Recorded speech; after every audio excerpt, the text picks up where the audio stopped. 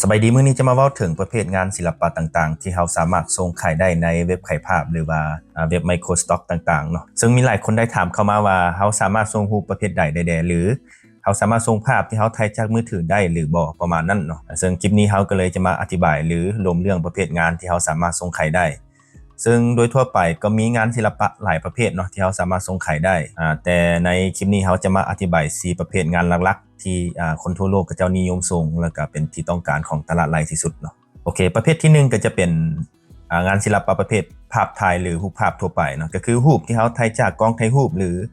โทรศัพท์มือถือต่างๆเนาะอาจจะเป็นภาพสีหรือภาพขาวดำก็ได้ซึ่งโดยมาตรฐานแล้วจะเป็นไฟล์ที่มีนามสกุล .jpg หรือว่า jpeg เนาะหรือถ้าหากว่าเราได้มีการตัดต่อหรือว่าแต่งเพิ่มเติมเนาะอยู่ในโปรแกรมคอมพิวเตอร์หรือโทรศัพท์มือถือเราก็สามารถที่จะเซฟเป็น.png ก็ได้นะก็บ่เป็นหยังทางนี้ก็ต้องเบิ่งเงื่อนไขของแต่ละเว็บว่ามันรองรับไฟล์นามสกุลประเภทใดแน่เนาะบางเว็บเขาเจ้าก็รองรับเป็นJPEG เนาะบางเว็บเขาเจ้าก็รองรับเป็นPNG หรือว่าได้ทั้ง2ก็มีเนาะก็บ่เป็นหยังโอเคบัดนี้ประเภทที่2ก็จะเป็นงานศิลปะประเภทภาพประกอบซึ่งเป็นภาพหรืองานศิลปะที่เราออกแบบเนาะหรือสร้างขึ้นด้วยโปรแกรมคอมพิวเตอร์หรือแอปมือถือแอปอยู่ใน iPad ต่างๆเนาะซึ่งโปรแกรมหรือแอปที่หลายคนรู้จักในวงการสร้างศิลปะก็จะมี Illustrator Photoshop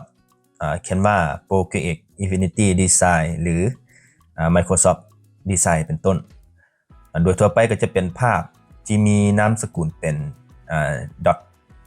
.jpeg เนาะหรือ.png ก็ได้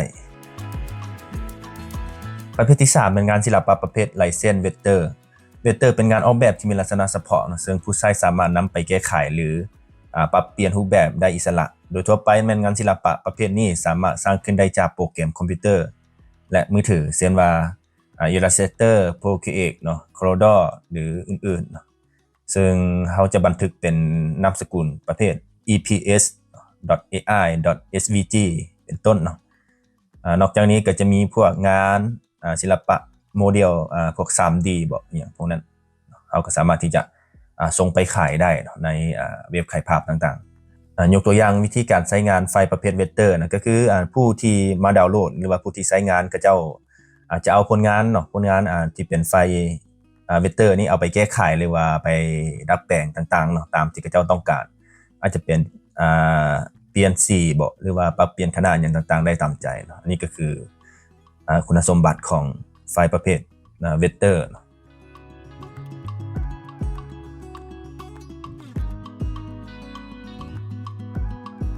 ประเภทที่4ก็จะเป็นงานศิลปะประเภทวิดีโอหรือภาพเคลื่อนไหวซึ่ง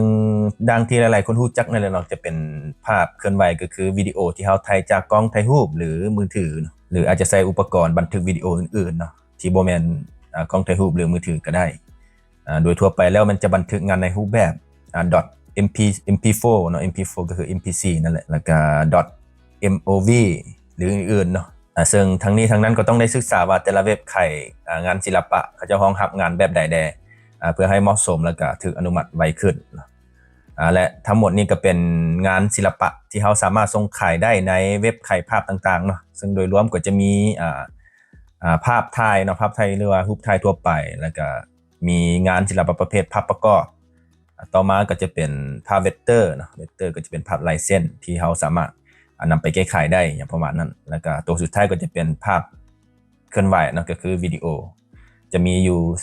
4แบบหลักๆเนาะที่คนทั่วโลกก็จะได้นิยมส่งและ